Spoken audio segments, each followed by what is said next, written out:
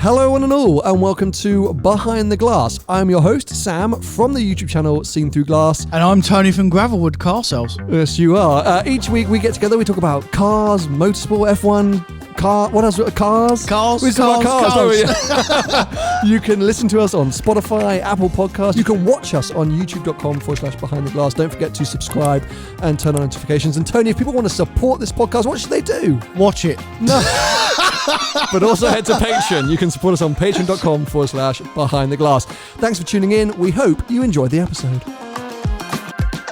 So last week, obviously, we announced this very exciting thing. Tony's coming on Mille Miglia. Oh, yeah, brilliant. I fly back from Canada, rush through my trip to get back and do the final preparations for this amazing adventure we're going to go on. Yeah. And the Mille Miglia sent me an email and say, we're just missing a couple of bits of documents for your co-driver. And we need his driver's license and he needs to fill out the medical form. So this is me. That's Tony, by the way, the co-driver. So, Tony, have you got your driver's license? You got the medical form ready? Oh, don't worry about me. I've got medicals booked in for next week. Here's my license. Look at the license. This was a couple of weeks ago, by the way. Expired 22nd of March. Yeah. And I go, Tony, I'm not too sure they're going to like the expired license. Don't worry, son. Got this. I've sent it off. A new one's coming. Yeah. So I said to Mille Miglia, okay, guys, do you mind if we send this through in a little bit of time? We're just waiting for a few documents. They're going, okay, but do you need to hurry up? So I get a little bit anxious. So I land from Canada, jet lagged as hell. Tony, have you got that stuff? Getting the medical done in the morning. Haven't got the license back yet. No. So I'm like, oh God. Then you text me saying, wait, just check the post. Got something from the DVLA. And it turned out that you'd sent the wrong form back, or you hadn't completed the renewal form correctly. Okay. So I am, despite what you guys may think, I am stupid. Yeah. in a word, yes. I don't read forms. Basically, I need... No, actually, you know what? I'm going to back you up. You're not stupid, but you sometimes lack attention to detail and some common sense. No. I've got loads of common sense. General knowledge. No. General knowledge is good. You can't get me on any of them two. I've got plenty of common sense. It's probably one of my fortes, common sense. All right, chill out. But I can't read, and I don't read because I've got no attention to detail. I'm not interested. Sure. As in, if someone gives me a piece of paper, I'll look at it, I'll look at the words that I can read, and I'll kind of make out whatever I can make out. If I've got to really sit and read a contract, I get someone else to do it because I'm not doing it. You're in trouble. Basically, I need a PA. So anyway, I've not followed instructions quite correctly. And being that this is partly your fault, by the way. Well, how is this No, because you've known me for this is year 7 or 6 years you've known me, and you know me now, by now. You should have held my hand, mate. So this is partly your fault, because you should have said, right, Tony's as thick as shit. So he never went to school. So, okay, he knows how to earn some money and he knows some stuff, but paperwork, I am clueless, mate. I don't do it. I'm not interested. Can I just say, though, when I text you saying, Tony, your license has expired. Yeah, I know. You went, don't worry, mate. Already sent off for a new one. Yeah. So I was like, okay, this is a guy who works in the motor trade. He's usually ahead of the game. I was already surprised that you sent me an expired license and hadn't said anything. I was like, okay, so clearly he's already applied. It's taken a while to come through. I shouldn't be worried. Little did I know, Mr. I know everything about the motor trade. Don't teach me to suck eggs. True. Well, apparently I need to, because the man who's worked in the motor trade his whole life doesn't know how to renew his own license. No. Yes. No. Yes. There was a couple of things that I missed, and that would have been me rushing. What did you miss? Well, I didn't sign the declaration. I filled it out, but I didn't sign it. Okay, pretty critical. So schoolboy, fairly critical. You're right. And I've got to put photo in, a new photo. So, but anyway, listen, I was rushing. I do 400 million things a day. So, sure. But anyway, I take full responsibility. This is completely my fault. My only saving grace is I've made him flap. Yeah. So I'm winning on that point. So at the time of recording, we have exactly a week until we'll be on the start line of the Mille Miglia. No. Yes. Oh my God. Exactly a week. When are we going?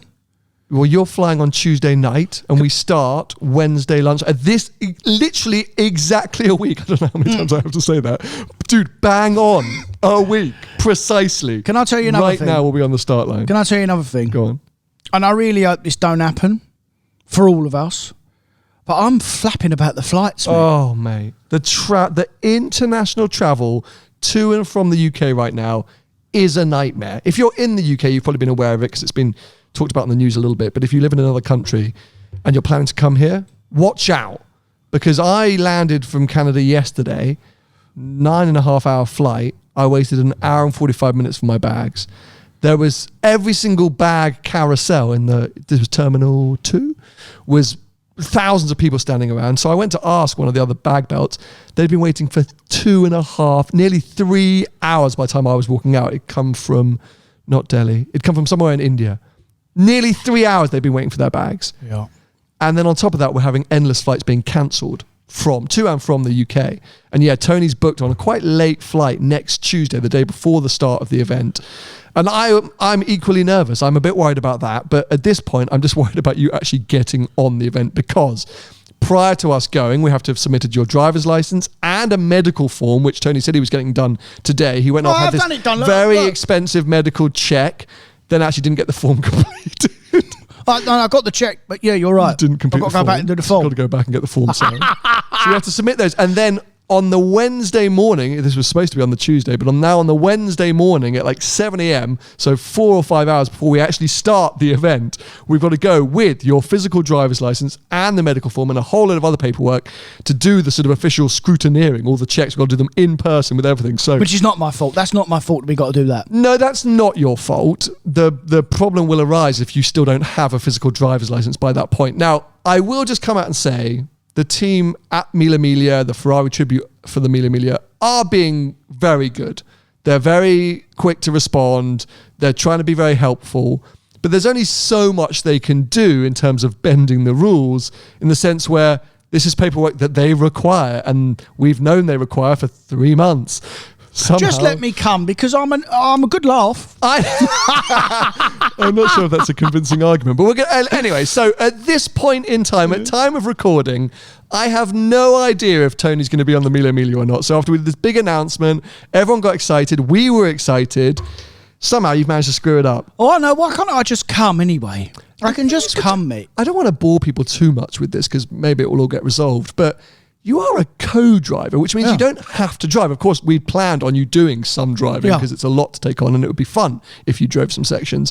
But because you don't have to. So, and you do have a valid license. In the UK, by the way, you have a photo card license these days. We no longer have the paper versions of the license. And it's the photo license which has valid to and from dates. It's basically a way for the DVLA to earn some money every 5 years. Exactly, because you have to renew it, update your photo, update your address, things like that.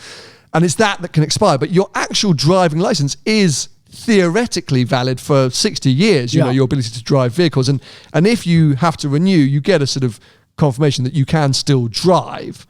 But try explaining that to some Italians. Or any foreign country. Yeah, any foreign body. Because everything you send, every bit of paperwork you send them, it says the license is valid to, and on Tony's case, March 2022. So they're like, you don't have a license anymore. We're like, well, no, but he is valid to... Anyway. So anyway, the long short of it is, firstly, if anyone works at DVLA driving... Yes. ...and sees my driving licence, can you do it like now? Yeah. Or no, even better, can you find it, please? If any of you watch, and can you get it back to me now? Yes, we're going to be calling tomorrow, I think about 15 times an hour. We're going to be calling DBA labeling. Can you just do whatever you can do to rush this through? I'll pay. Yes, we'll pay everything that we can pay. So yeah, a little bit stressed. £2.50. As I say, you got me flapping with jet lag, which I just can't bear. You said something, I can't believe you've never experienced jet lag. That really blows my mind. No, I haven't. Well, I wouldn't have, we need to get you to travel more.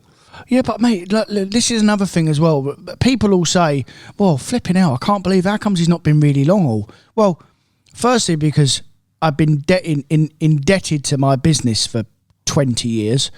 I can't go on holiday physically myself for longer than a week. I can't bored, get itchy feet. Yeah, I've got to come back. I've got to come back to work. I like to be at work, you see, because I like to be in control, apart from paperwork. But it's hard for me to go on holiday and switch off. I'm still on my phone. No. You know what I mean? So that's fine though, but do you like to experience new places? Absolutely. That's why I do loads of driving tours, because I like to... When you go on a driving tour, as you know, more than anyone, you see stuff you'd never ever see. Instead of going to visiting a country, you go to Spain or you go to Portugal or France, or whatever, you normally go to one place, a resort, and you're in a resort, which is fun. And you fly in, fly out. You fly in, fly out. So all you get is a bit of sun and pissed and whatever. Sure. Fall in the pool. Yeah, all right. Touch the maids up. Whatever you decide to do. All right, Tony. Whatever. So when you drive, you see stuff that you would never ever see. And I've seen some of the most beautiful places because I've driven.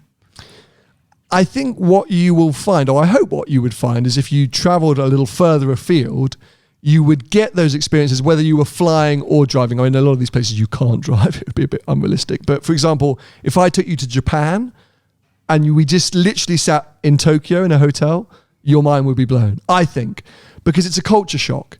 And okay, fine, there are parts of the world that you could go to, Australia, America, where I think you'd feel everything's quite familiar, just on a grander scale.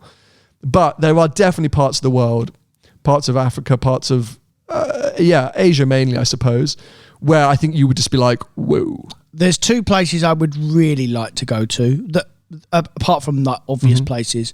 One would be Bali. Yeah, amazing. I'd love to go there. And Vietnam. Yes. I'd love to go to Vietnam. Absolutely. So they're two real big ticks for me that I would like to do, because I know that they're really different to going to like... Spain. Yeah. No, but even like going to America or, you know what I mean? South America, I'm desperate to do Patagonia. I'm desperate to do Patagonia. And Chile. Oh, I just, What about Argentina and all that? You've done all that? Brazil? No, I've never done anything in South America. Right. Never been to South America.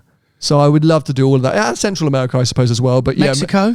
I don't think I've been to Mexico. I mean, there's not many places you've not been to, but... I've been spoiled in that. You have, yeah. You're well-travelled. Yeah. For any viewers in Mexico or Argentina? I think we do, but we don't. Brazil. Obviously, we don't speak Spanish. So do you get shot at? I mean, is that... Do you get shot at?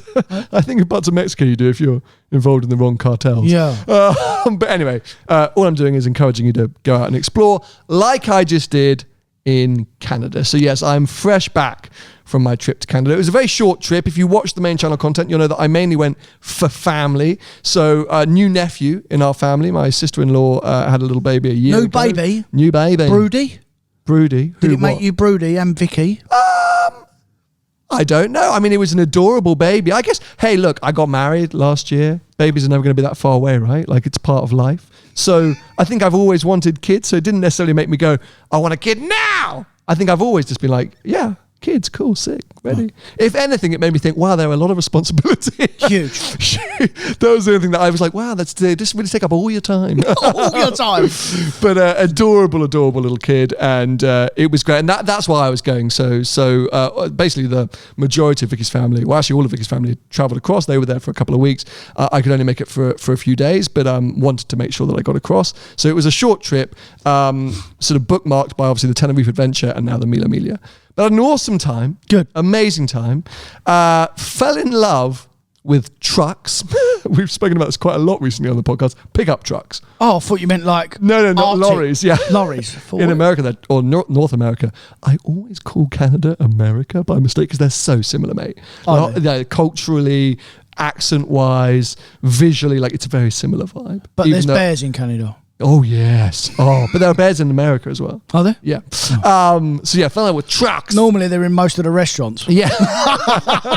Because it felt like about 70% of people on the road were driving trucks. Okay. We're going to get into that. Pickups. Yeah, pickup trucks. F-150s. But dude, I mean, calling it a pickup truck is such an understatement because these things are bigger than some of our lorries. Yeah. Okay. I mean, they are huge. Love them. And the thing is, like, they sort of don't really like, why do you have them? Because most people don't even use the flatbed in the back. This is what I don't get about the culture there. It's cool and they're amazing. And I'm like, I kind of wanted one and I thought, oh, maybe I'll buy a Ranger Raptor when I go back to the UK. But I was like, but then why? Because you just don't use the flatbed. Why is there such a huge culture? And is it a status symbol? Is it like us in this country rolling around in a Range Rover? No, but it's SUVs. It's bigger than a Range Rover. Yeah. Because of course, in the pickup truck world, there's just a huge variety. Like the variety is terrifying. Yeah. So it's the SUV segment. Yeah. So what we have in Europe and at least in the UK, this kind of obsession with SUVs. It's their truck. That's for them for trucks. Yeah, okay. So I don't think it always makes sense. Just like we don't necessarily need SUVs. You don't need a truck, but everyone just gets them. Yeah. And it's hard not to kind of fall in love with the idea of it. So I was like, oh, that's cool. So yes, I'm very excited for Ranger Raptor to come along, this new V6 one with the updated front end and stuff like that. I think it'll be really, really cool. But some other exciting things happened in Canada. Most notably, maybe, the big reveal of my GT3 application. I actually watched that video because I wanted to see what toilet he was going to talk, and I wanted to see whether he was going to drive a manual or a PDK. And you drove a manual. Yeah, and I thought, oh no. Not just driving a manual. I didn't say I'm buying a manual. No. Go on. It does my head in, basically. I do not understand, for the life of me, why you would want a track-focused car and put a manual gearbox in it. I honestly cannot get my head around it. The PDK is miles better. And actually, because of social media and journalists, you'll see now, especially in this current generation, and this is all your lot's for, this is you lot. It's all your fault. Sure. Go and buy the manual. It's all I hear, manual. Now, there's more manuals for sale than there are PDKs. Well, I hope that teaches you a lesson. Because in the old days, what used to happen is it was 80% PDK because that was the car to have, everyone, which is what I always say. So don't listen to him or any of the other journalists. Listen to me. You've all gone and bought manuals. They're all going to have a fundamental poo because there's loads of them. And you're all going to go back to PDKs because that's actually the better car. So there you have it, ladies and gentlemen. Do you want to take a breath? No. And I'll tell you another thing that really annoys me as well. This is really off topic, but I've got to say it because it really pissed me off this morning. I was in the petrol station. There's an electric car on the pump. Were they trying to put petrol in? No. It was one of the. It's always in London petrol stations. It infuriates me. Do you know what I'm going to do in future? What? Can I just ask first? What were they doing? They've gone in the shop. To get some sweets or whatever. Okay, that's atrocious. It's atrocious. So what are you going to do? So what I'm going to do is slash tyres. No. When I go to the petrol station and I'm going to go and park in one of their bays. With in a charging because they can park where they. Yeah, sure. Bastards. I think and you know what? That is actually appalling. And there's a part of me that thinks they're doing it on purpose. There's a part of me that thinks I'm saving the universe. Yeah, I'm saving the world. I'll just park here. So I'm going to park here so you can't put your filthy gas in your little gas guzzler and kill all my children. Disrespectful. Yeah, no, that's actually okay. Boo. Yeah. Boo to you. Let's just go back to your rant a second ago. Yeah. The veins have stopped popping out of your head. So I feel like we can address this. Firstly, calm down. Firstly, just take a breather. We're going to get into the fact that I haven't yet said if I'm getting a manual or PDK. You have said many times that you prefer the manual to the PDK. Right. So, oh my God, I don't even know where to begin on this. I actually don't want to dwell on this too much. Because, I do. No, because this is like a weekly chat now on this podcast. Good. Firstly, Tony, as we keep saying and reminding people, get whatever you want. Correct. If you prefer the manual, get the manual. If you prefer the PDK, get the PDK. This is my problem, though. Yeah, there shouldn't be a pressure. And, okay, I'm going to agree with you here.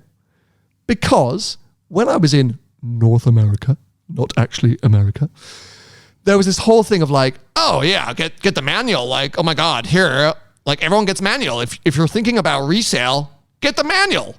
Because there has been a bit like paint your GT3 green. There's been this kind of social media influx of a green manual 911. It's the dream. That's the ultimate combination.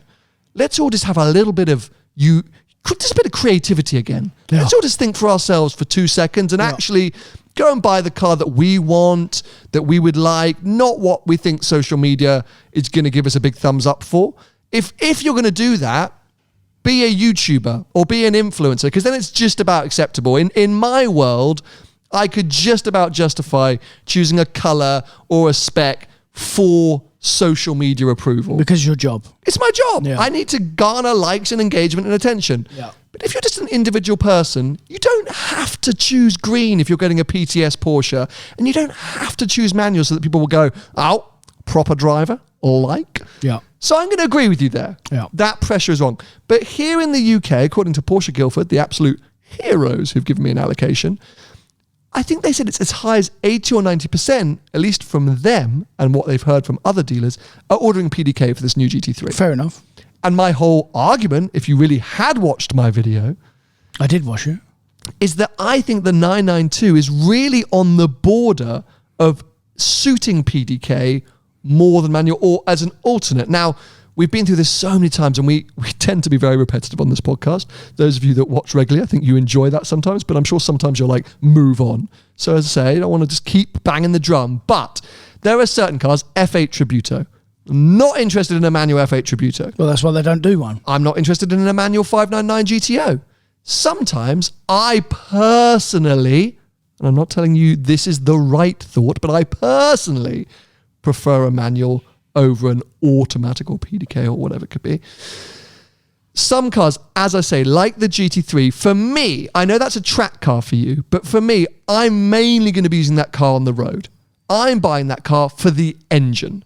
I'm not necessarily buying it for aero, trackability, suspension, yes, road feel for sure. And I know it's a track car, but I'm mainly going to be using it on the road. And for me, it's the engine, it's the engagement, it's the feel I get, and the reward that I get from shifting the gears manually, like my 360. Fair.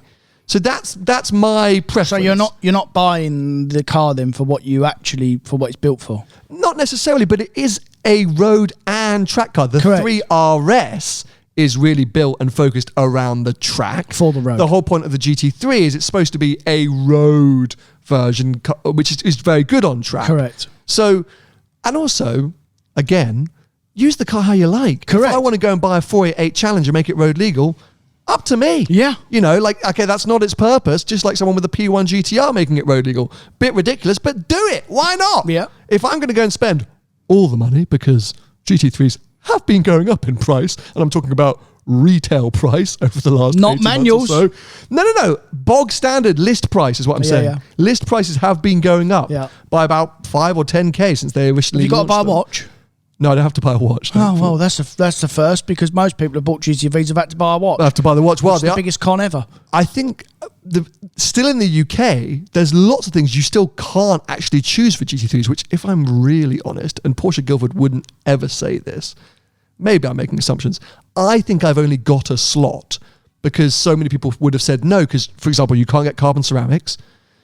There's a few other things which you can't get, which I can't remember. They're clearly things that I don't care about because otherwise I would have known. But you're very limited on interior. Yeah, you can get Club Sport, but very limited on interior options. Right.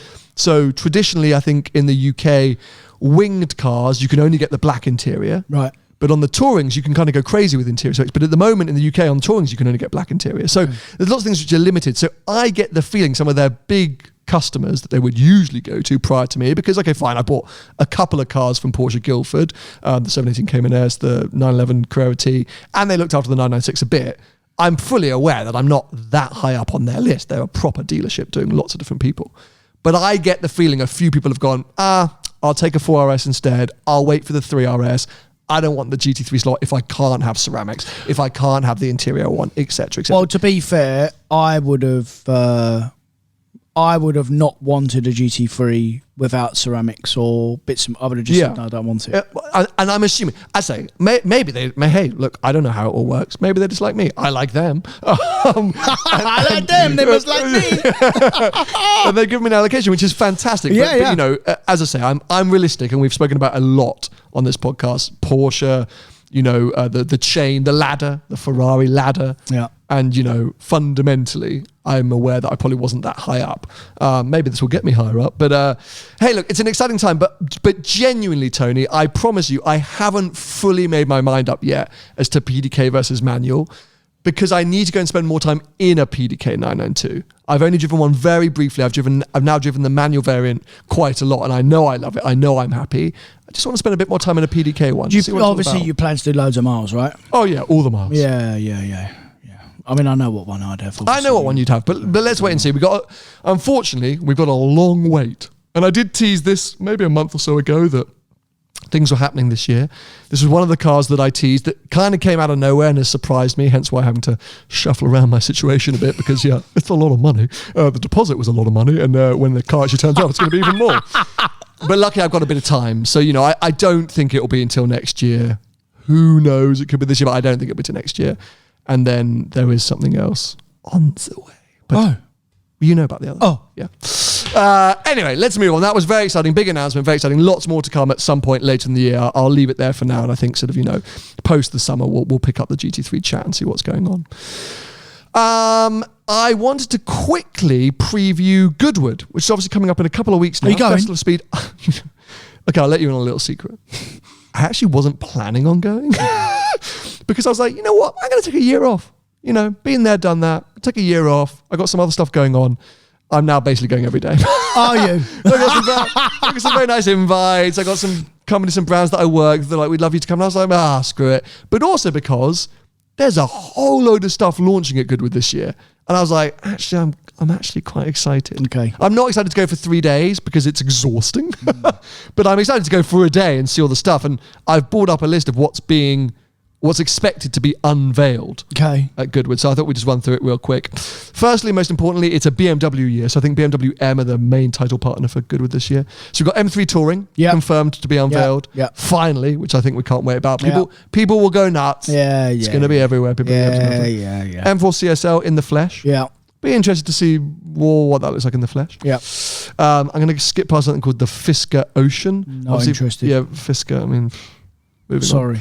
Ranger Raptor. Yes, please. Yes, please. Can't wait to see if it's not going to sound good because it's 2022, but I just want to. We still got a petrol engine in it. Yeah, V6. Fair play to them. Fair play, going to be mega. There's an electric Genesis coming again. Lexus LFA. So this is I don't know if it's going to be called the LFA, but this is the sort of successor to the LFA. It is an all-electric supercar. Oh. Yeah. But from Lexus, could be exciting, still quite a way away. It's not till about 2028, 2020, or 2030. Well, they're announcing it now. But they're announcing it now. Concept. Right. It's going to be their big, shouty, this is our future direction. Right. Which I think is cool. AMG GT63 SE Performance, like the big, stupid... I'm not that bothered about seeing that, though. Cayman GT4 E Performance, I'm actually very intrigued to see or find out more about because hybrid car or full electric? It's the full electric one because obviously we now know Cayman is going full electric for the next generation, and this is a hint at what a GT department electric Cayman might be.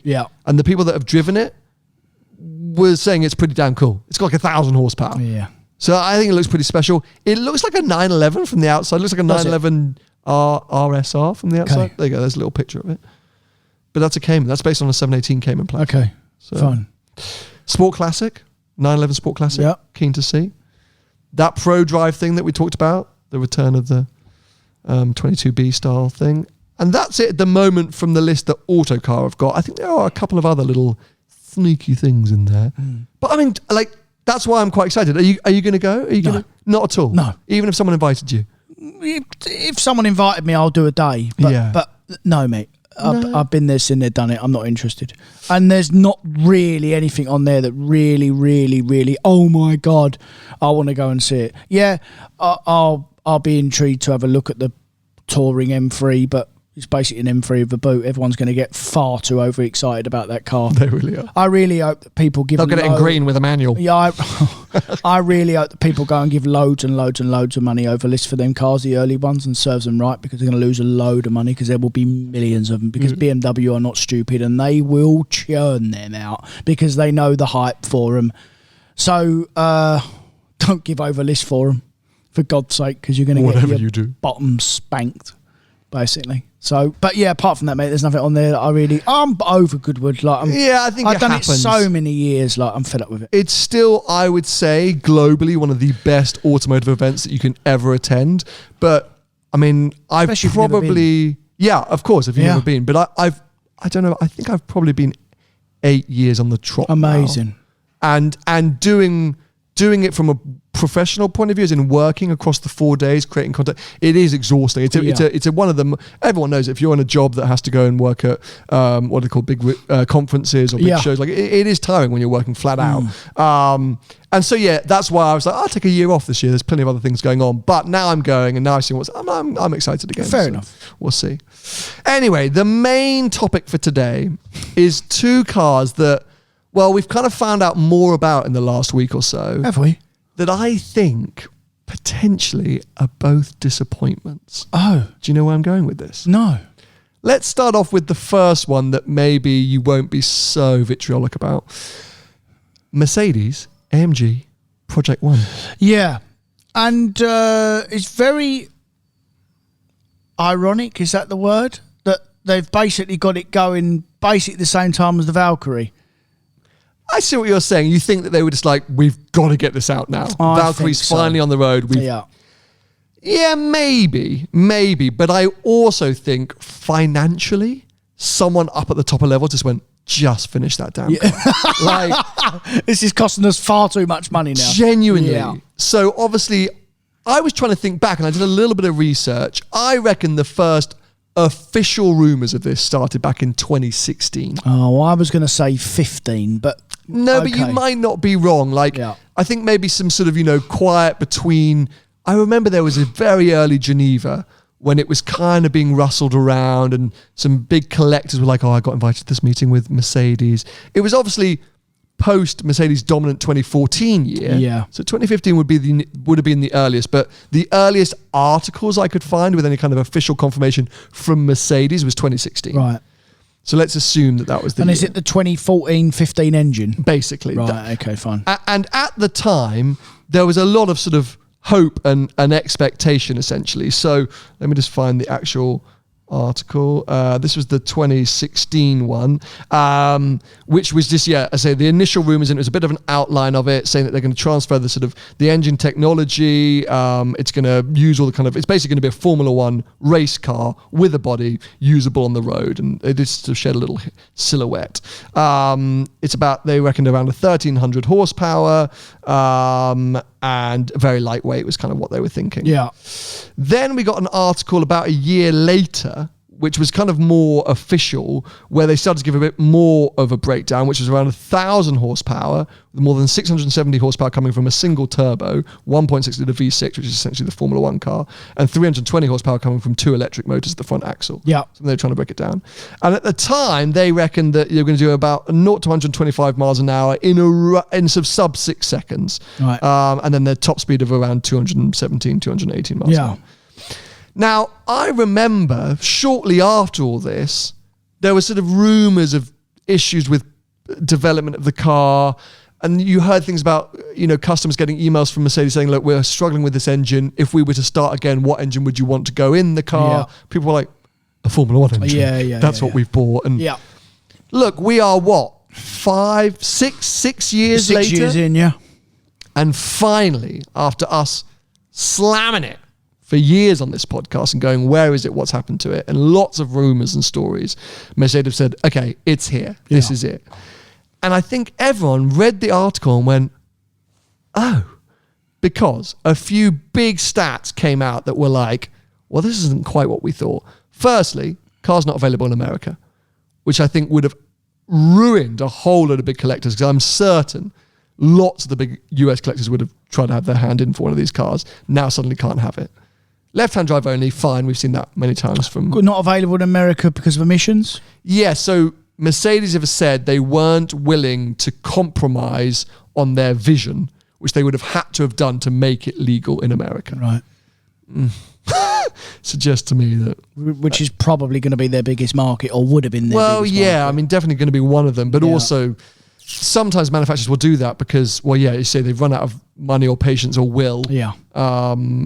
Okay, fine. US, it is hard to sometimes get things green lit, like, when they're as extreme as a Valkyrie or Pagani, stuff like that. But people have done it. Yeah. So that was a bit of a blow. Left-hand drive only, fine. But then the actual stats. Firstly, it's around 1,000 horsepower, which... About a ton. Actually, I don't know the weight. Let's have a quick look at the weight. I think it's 1 to 1, I think. I think it's very similar. But in what's pounds to kilograms? That's what they were aiming for. But this is the whole thing. What they were aiming for? No, 1,700 kilos. Oh no, they've ballsed it. So it's not going to be that fast. Okay, so 1,000 horsepower, which, as I say, in today's age, is not all that. It's not record breaking. But I think the big stat that people were like, was the 0 to 125 miles an hour, or 0 to 200 kilometers an hour. 7 seconds. Right, which is SF90 speed. Slower. Yeah. So the big thing about this is that firstly, their initial claim was sub 6 seconds, which would have put it up there as one of the fastest cars in the world. Yeah. But what's a Chiron? Okay, so I've got the list essentially. That speed doesn't get it into the top 10 fastest cars in the world. No. So this list is by Supercar List. There's a few others that we've compared. But to give you a rundown, a Chiron Pure Sport, 5.5 seconds, 0 to 200 kilometers an hour. Yeah. Chiron Super Sport, 5.8 seconds. Pininfarina Battista, 6 seconds. A normal Chiron, 6.1. We've got Tesla Model S Plaid, 6.2 seconds, nearly a second quicker than the Mercedes Formula One car for the road. SF90 Stradale, 6.3 seconds, 7/10 quicker. You've got a McLaren Speedtail, 6.6 seconds, Koenigsegg, 6.6 seconds, another Bugatti. Even a Bugatti Veyron, 2010 Bugatti Veyron, 6.7 seconds. Yeah, it's not record. McLaren Senna, 6.8 seconds. McLaren P1, a LaFerrari, quicker, 6.9 seconds. Yeah. The AMG One at 7 seconds is the same as a 765 LT. I was going to say, at 7 seconds is 765, P-Star, GT2 RS. It's all that, within half a second. That's what they do, mate. And this is the thing, is that... It's a joke. This was heralded as... Formula One car that you can live with day to day. Yeah. Unbelievable performance. This incredible engine. You say 1-to-1 power weight ratio. Like, everything was going to be amazing. Like a racing car, like a full-on racing car for the road. Absolutely. Yeah. And we've waited all this time. 2015, 2016, those initial rumours came out. And now it's just not relevant performance. Not only is there this huge question mark about how are you going to be able to run this car from a servicing point of view, to an update point of view, to the technology point of view, because people are talking about rebuilds every 2,000 or 3,000 kilometers, something like that. Engine rebuilds are a joke. Maybe that was a bit too extreme, but there's definitely maybe 20,000 kilometers. Yeah. So it's going to be this kind of absolute pig of a car that actually, in the grand scheme of things, we're just talking about competition. Okay, look, this is still outrageous speed. These are some of the fastest cars in the world. But if you're making a Formula One car for the road and asking all the money, actually... It's €2.5 million, right? Yeah. If you were a collector, would you not be going, I'm kind of over it? You know what I would be most angry about all of them is the weight, mate. Yeah. Because 1,000 horsepower... I mean, how much more can you get? I know the Chiron's 1,500 horsepower, but most of them cars there are between 700-800 horsepower to 1,000-ish horsepower. Take a couple of the stupid ones away, but it's the weight that kills that car. I mean, absolutely.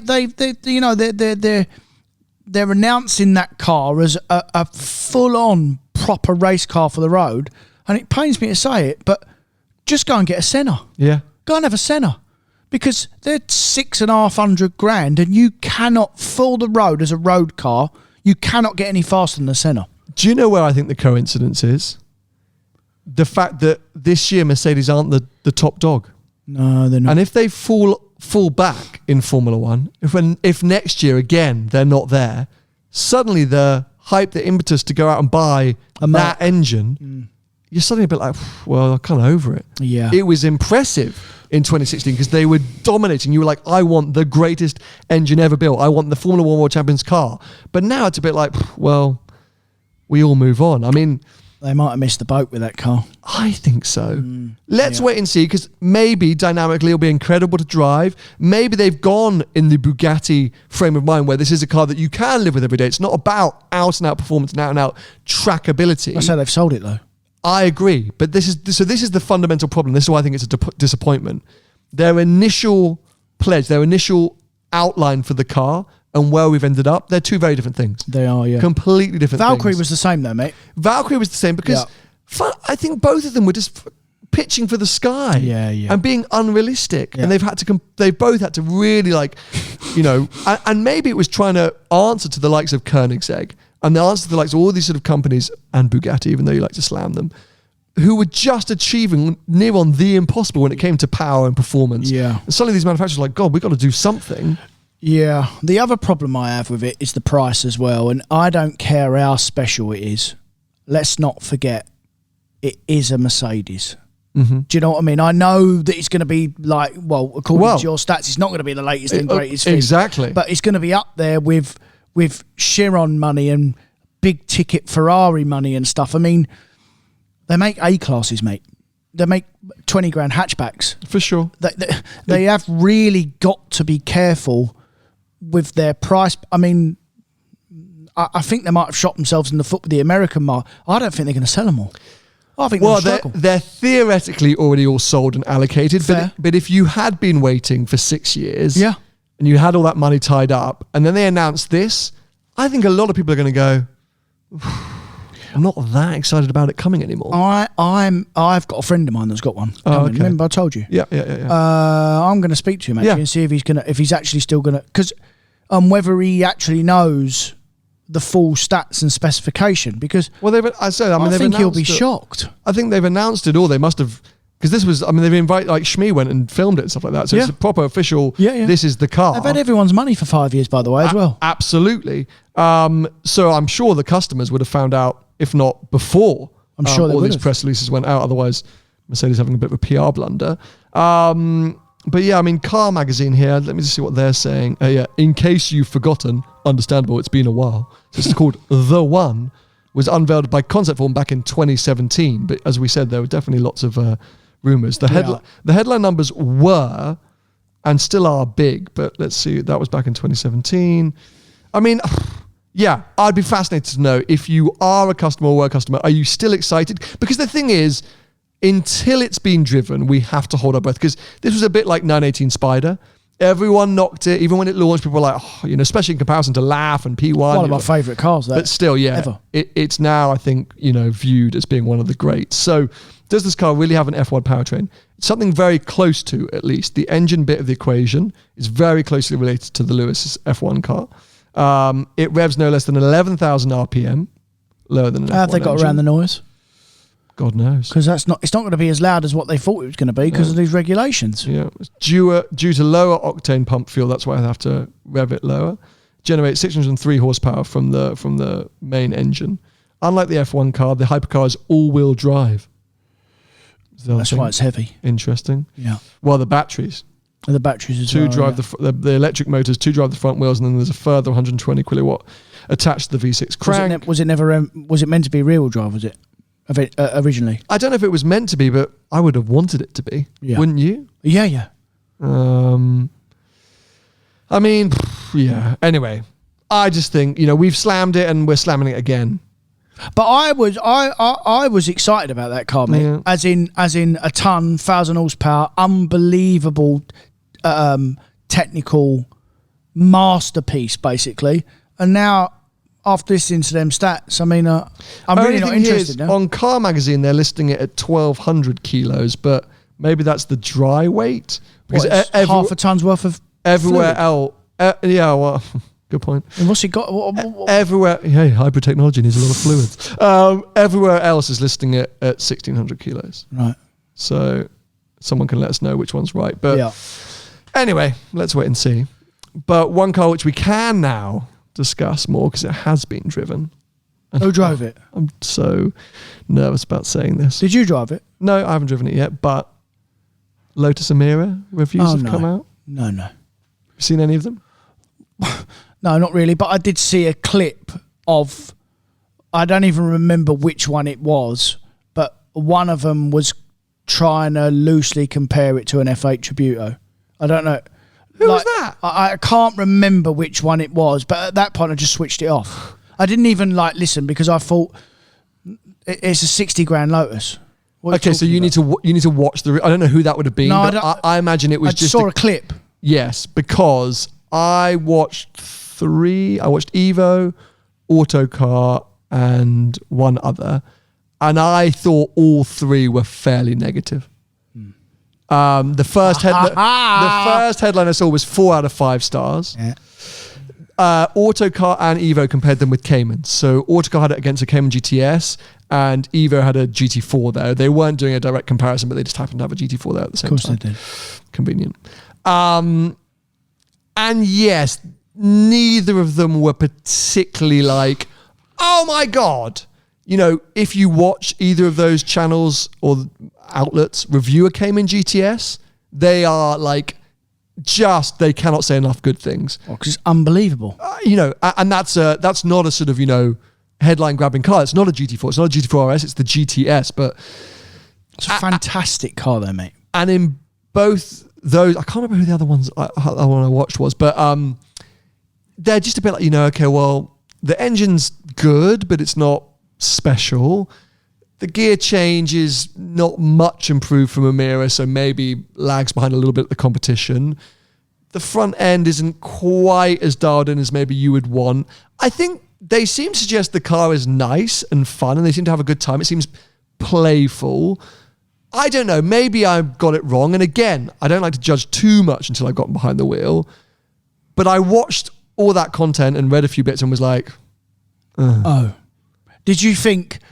Oh, Tony was right. No. Yes, you did. Because I didn't, but I was loath to bring this up today.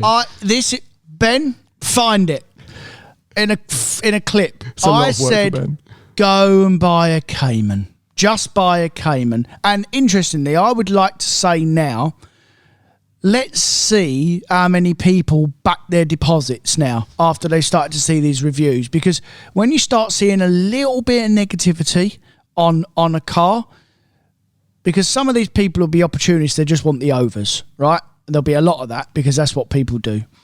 When they start seeing this little bit of negativity, they go, oh, I'll have my deposit back because I'm not going to earn any money out of this car. I don't really want the car, and I'll just have the overs sort of thing. And I will be proved right again because they won't sell them all, and then they'll be discounting them, and then that's that. I need to read and consume more, but it's obviously telling that in the bits that I watched, I was like, and on a personal point of view, I'm not less excited to drive it, but I'm now more nervous. I'm more apprehensive because look, Evora, what was the one, GT410 Sport, whatever? Like crap. No. So me personally, I really enjoyed it, but there'll be a million people who would have picked the misgivings. Oh, you know, it's not that. Blah, blah, blah. But I really loved spending time with it. Yeah. And of course, it was compromised in areas, but fine, I can look past that. So I don't.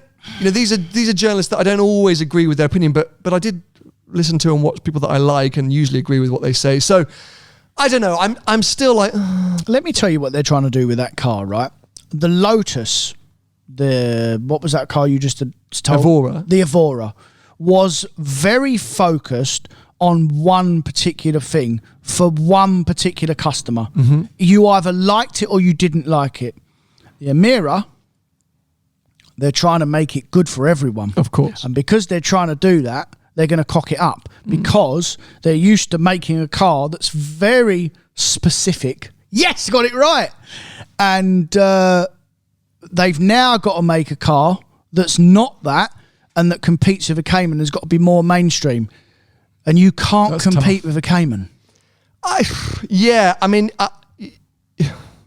You're right. I know, mate. I said this a year ago when they announced it. But I still think there's always room for competition and for difference, and that's the whole thing. So, like, for example, Road and Track, American magazine, the 2023 Emira is an all-time high for Lotus. So there's positives. It's not like it's a bad car. You're sitting there saying, oh, it's a load of crap, blah, blah, blah. That's definitely not what I'm getting. I'm not getting it's a load of crap, but I think maybe... I didn't say it was crap. I felt like you did. No. I said it's not Cayman. Go and buy a Cayman, which is what I've always said. I'm not saying it won't be a good car. It's just that they're putting it right in the mainstream of some of the best cars that you can build out there, sports cars. And for manufacturers that have been building these sports cars forever, they're asking similar money and it just won't be as good. It's as simple as that because... previously, they've made cars for a very special person. Okay, so here you go. This is topgear.com's summary. Brilliant. The Emira does what Lotus set out to do. It gives you driving precision to the last degree and huge grip and poise, and yet it's practical enough not to put normal people off. It also looks brilliant. Yet I found myself wishing it had slightly less outright grip and more accessible emotions.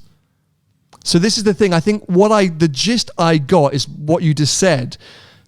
by making it a bit more bland, like so many. How many times do we say this on the podcast? Like by making it more accessible, it loses a certain something. Ruined it. And us as drivers think of Lotuses as, yes, precise, focused, honed in. That thing, it's a very rewarding driving experience. Yeah. And by softening it off and making it too good, it's stepped away from a little bit of that Lotus. This is what these journalists are assuming. I can't wait. I still really want to have a go. Yeah. But I'm just a bit like, is it going to be a bit too bland? And maybe we're going to have to wait for the special variants. Maybe that's what's going to be coming and that's what's going to save us.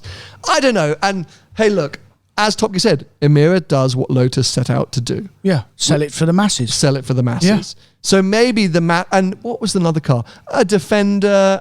What else have we talked about recently, which actually sells by the bucket loads, but us as drivers are a bit like, oh, well, you know what? And you beat me up saying, no, but it's a car that people beat you up every week. Yeah, you know, day-to-day people want certain things, and maybe actually this is going to open up their market, and they are going to attract more people who didn't want that defined thing. Maybe journalists, purists like me, are the wrong people to pitch Emira to, and maybe it's going to sell really, really well. Yeah. Well, I mean, I had a very, very similar opinion about the GR Yaris because remember when it come out, I couldn't get round my head that it was 15,000 quid more than the Fiesta ST. But what I did get wrong is that it's so much more special than a Fiesta ST or the normal hot hatch. What Toyota done, which is maybe what Emira should have done or Lotus should have done, is that they made that GR Yaris like no other little hot hatch. Completely different. Doesn't compete with anything. Yeah. So you either do that, which is where I got it wrong because I just thought it would compete with everything else and it was just too much money and it was a bit of a gimmick. But it doesn't. It does sit on its own, completely on its own. But what they're trying to do is they're trying to do the opposite with what they used to do. They used to have a car that really didn't compete with anything and for a special person, and now it competes with everything for everyone. But that's really hard to do, mate. It's very hard to do. Yeah, I mean, Auto Express, 4 out of 5 verdict. The Emira is a massively important car for Lotus, and by and large, it makes a decent fist of being Britain's alternative to the 718 Cayman. It goes well, sounds great, looks sensational, has an interior that's miles better, but there are some issues. The gear change isn't great, and the chassis is quite soft in its responses. Overall, it's a strong effort, if not quite class leading. Yeah. Yet, as they say, yet. Yeah. Let's see if a special version is going to come. So. Well, look, our favourite brands, Ferrari. Yeah. We like them we do. Because there is nothing that drives like them. Even to this day. There isn't a car out there that drives like a Ferrari. They have competitors, but really, they don't have competitors because there's nothing else like them. You know, you've got Lambo, and they all do things slightly different, but Ferrari are just a bracket higher, essentially. Yeah. And that's what they should have been doing. Yeah, it's a shame. It's a shame. But let's wait and see. I'm hoping I say to get behind the wheel and I will then pass my final verdict. But yeah, 2 cars that I think, well, at least the Project One we've known is going to be a disappointment for quite a while. The Emira, I'm hoping is not a disappointment, but I do feel like from the initial reviews, people are feeling a little bit disappointed. The Emira is loads more relative to our audience as well. I mean, I'm sure lots of people have got deposits. Yeah, and does anyone really care about that AMG thing apart from looking at it on social media, because you're never ever going to hardly see one. You'd be lucky to even get in one for a start, and you really, in general, no one's really going to know who's got one. No, who cares? Who cares? Yeah, but the apart from Emira Lewis is for posting sitting on his in Monaco somewhere. Maybe that's why it's so slow, because he designed it. Yeah, maybe because he can't drive anymore. Apparently, a part of it. Don't start on that conversation. Anyway, next week's episode will be from our first live event of the year, which is happening this Sunday. This Sunday. Absolutely. So I hope you're going to, those of you that are attending, we can't wait to see you. I'll be there. Well, I hope so. Unlike the Mille Miglia, we have no idea where you'll be for that. But yes, straight after that event, which I say the episode will go out next week, we then should be, hopefully, going on the Mille Miglia together. I mean, God freaking knows. But no, you will I really hope so, mate. And we'll somehow make it happen. We'll just bundle it. We'll forge a license. You must know people who forge documents. Yeah. But it's just might not be in my name. No, that's all right. Anyway, we hope you enjoyed this episode, and we will catch up with you very, very soon. If you want to follow Tony, he's at Tony Goodword Car Sales on some most social media platforms. I'm at Seen Through Glass on most social media platforms. God, I can't speak anymore. That's the jet lag kicking in. And yes, we'll be back with you very soon. Bye-bye. See ya. I am stupid.